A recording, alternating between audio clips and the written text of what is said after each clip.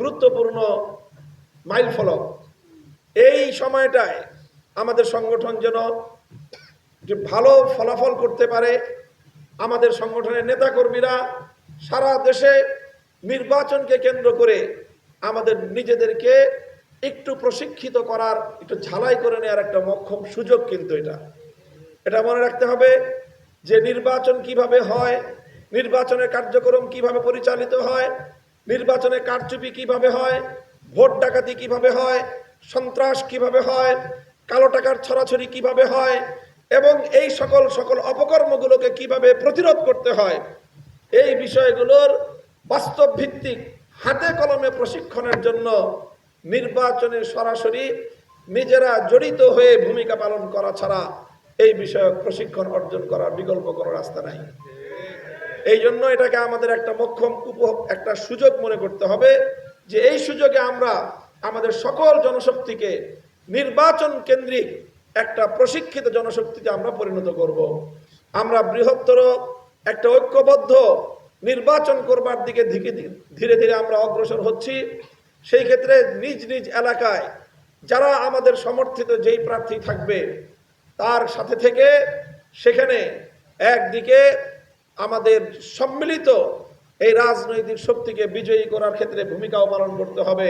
সেই সাথে নিজেদের গোটা সংগঠনের সকল জনশক্তিকে এই উপলক্ষে একটা ভালো প্রশিক্ষণের এই সুযোগটাকে কাজে লাগাতে হবে। সেই সাথে যাদের পক্ষে সম্ভব হয় আমাদের যেই সকল সাংগঠনিক গুরুত্বপূর্ণ দায়িত্বশীলদের সম্ভাবনাময় যে আসনগুলোতে আমরা নির্বাচনে প্রতিদ্বন্দ্বিতা করছি সেই আসনগুলোর ব্যাপারে আপনারা প্রত্যেকে অতিরিক্ত আলাদা করে মনোনিবেশ করতে হবে। প্রয়োজনে শাখাগুলো থেকে প্রত্যেকটা শাখা নির্বাচন কেন্দ্রিক নিজেরা টিম গঠন করে করে মাঝে মাঝে সংশ্লিষ্ট আমাদের আসনে নিজেরা গিয়ে 1 দিন 2 দিন 5 দিন 7 দিন একটা পরিকল্পনার আওতায় সেখানে নির্বাচনী কার্যক্রমে অংশগ্রহণ করতে হবে। এইগুলো মোটামুটি আপনাদের প্রতি নির্দেশনা থাকলো, পরামর্শ থাকলো। আশা করি বাংলাদেশ খেলাফত যুব মজলিস ইনশাআল্লাহ তার অভিষ্ট লক্ষ্য পানে সেভাবেই সামনের দিকে অগ্রসর হয়ে যাবে।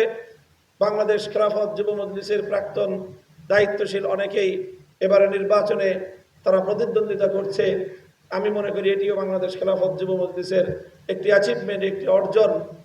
আর বাংলাদেশ খেলাফত যুব মজলিস যেইভাবে আমাদের আগামী দিনের দায়িত্বশীল গড়বার কারখানা হিসেবে এটাকে আমরা বিবেচনা করছি, সেই জায়গায় বাংলাদেশ খেলাফত যুব মজলিস তার দায়িত্ব, তার কার্যক্রম সেই বিবেচনায় অব্যাহতভাবে পালন করে যাবে। আল্লাহ পাক রব্বুল আলামিন আমাদের সকলকে তার দিন বিজয়ের লক্ষ্যে যথাযথ কর্মপন্থা গ্রহণ করে সেটাকে বাস্তবায়ন করার একমাত্র আল্লাহর সন্তুষ্টি এবং পরকালের মুক্তির লক্ষ্যে আমাদেরকে সকল ভূমিকা পালন করার তৌফিক দান করুন। ওয়া আখিরু দাওয়ানা।